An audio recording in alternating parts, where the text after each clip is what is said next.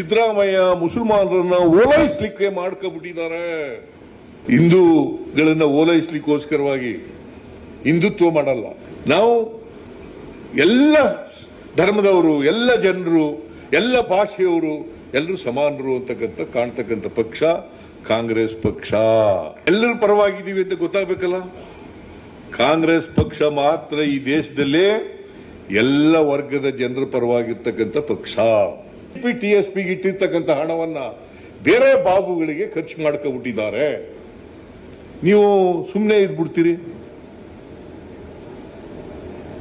Do you know, BJP ಸರ್ಕಾರ ಇದ್ದಾಗ 8,300 ಕೋಟಿ ರೂಪಾಯಿಗಳನ್ನ ಎಸ್ಸಿಪಿ ಟಿಎಸ್ಪಿಗೆ ಇಟ್ಟಿದ್ದ ಹಣವನ್ನ ಖರ್ಚು ಮಾಡಿದ್ದವರು ಭಾರತೀಯ ಜನತಾ ಪಕ್ಷದವರು.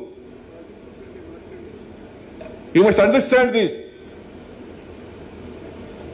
ಎಸ್ಸಿಪಿ ಟಿಎಸ್ಪಿ ಕಾಯ್ದೆ ಮಾಡಿದವರು ಯಾರು? 2013 ಇಲ್ಲೇ ಆಂಜನೇಯ ಕೂದಿದ್ದಾನೆ. ನಮ್ಮ ಸರ್ಕಾರ ಬಂದ ಮೇಲೆ ಆಂಜನೇಯನ ಕೈಲಿ ಅದನ್ನು ಮಾಡಿಸಿದ್ದು, ಕಾನೂನು ಮಾಡಿಸಿದ್ದು. ಯಾರು ಕೂಡ ಇನ್ನು ಮುಂದೆ ಬದಲಾಯಿಸಕ್ಕಾಗಲ್ಲ. ಆ ಕಾನೂನು ಬದಲಾಯಿಸಕ್ಕಾಗುತ್ತಾ?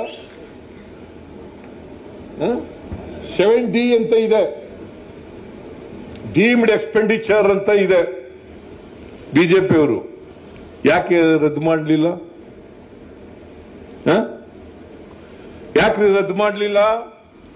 ಇದನ್ನು ರದ್ದು ಮಾಡಿದವರು ಸಿದ್ದರಾಮಯ್ಯ ಸರ್ಕಾರ 2ನೇ ಸಾರಿ ಬಂದಾಗ, ಕಾಂಗ್ರೆಸ್ ಪಕ್ಷ ಅಧಿಕಾರಕ್ಕೆ ಬಂದಾಗ ರದ್ದಾಯಿತು. ರದ್ದು ಮಾಡಲಿಲ್ಲ.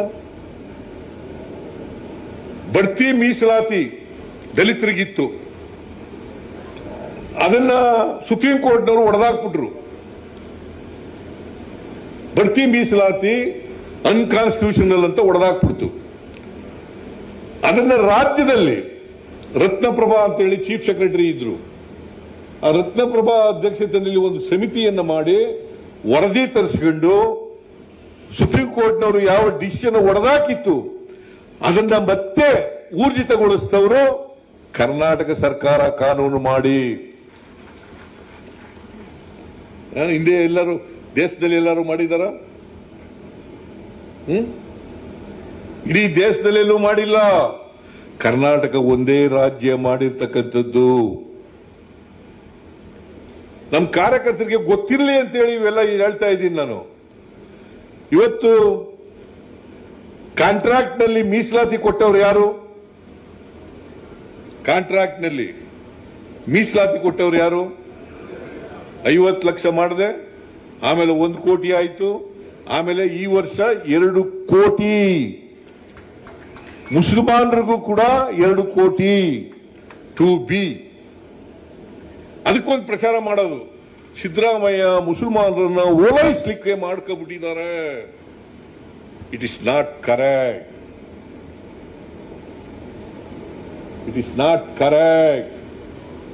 ಅವ್ರನ್ನ ಓಲೈಸಲಿಕ್ಕಲ್ಲ, ನಮ್ಮ ಸಂವಿಧಾನದ ರೀತಿಯ ಅಂಬೇಡ್ಕರ್ ಅವರು ಹೇಳಿದ ರೀತಿಯ ನಡ್ಕಬೇಕು ಅಂತ ಕಾರಣಕ್ಕೋಸ್ಕರವಾಗಿ ಸಮಾಜದಲ್ಲಿ ಎಲ್ಲರಿಗೂ ಸಮಾನ ಅವಕಾಶಗಳನ್ನು ಕಲ್ಪಿಸಿಕೊಡ್ಬೇಕು ಅಂತ ಕಾರಣಕ್ಕೋಸ್ಕರ ಅಲ್ಪಸಂಖ್ಯಾತರು ಸೇರಿ ಈ ದೇಶದಲ್ಲಿ ಆರ್ಥಿಕವಾಗಿ ಸಾಮಾಜಿಕವಾಗಿ ಹಿಂದುಳಿದಿದ್ದಾರೆ. ಆ ಜನರಿಗೆ ನ್ಯಾಯ ಸಿಗಬೇಕು ಅಂತೇಳಿ ಮಾಡಿರ್ತಕ್ಕಂಥದ್ದು category 1, category 2A, category 2B ಮತ್ತೆ ದಲಿತ ವರ್ಗದವರು, ಪರಿಶಿಷ್ಟ ಜಾತಿ ಪರಿಶಿಷ್ಟ ವರ್ಗದವರಿಗೆ 2 ಕೋಟಿವರೆಗೆ ಮೀಸಲಾತಿ ಮಾಡಿರ್ತಕ್ಕಂಥದ್ದು ನಮ್ಮ ಸರ್ಕಾರ. ಇಡೀ ದೇಶದಲ್ಲಿ ಎಲ್ಲೂ ಮಾಡಿಲ್ಲ. ಇದನ್ನೆಲ್ಲ ಹೇಳ್ಬೇಕಾಗತ್ತೆ, ನಮ್ಮ ಜನರಿಗೆ ಹೇಳ್ಬೇಕಾಗತ್ತೆ. ನೀವು ಹೇಳದೆ ಹೋದ್ರೆ ನಾವು ಎಲ್ಲರ ಪರವಾಗಿದ್ದೀವಿ ಅಂತ ಗೊತ್ತಾಗಬೇಕಲ್ಲ. ಕಾಂಗ್ರೆಸ್ ಪಕ್ಷ ಮಾತ್ರ ಈ ದೇಶದಲ್ಲೇ ಎಲ್ಲ ವರ್ಗದ ಜನರ ಪರವಾಗಿರ್ತಕ್ಕಂಥ ಪಕ್ಷ.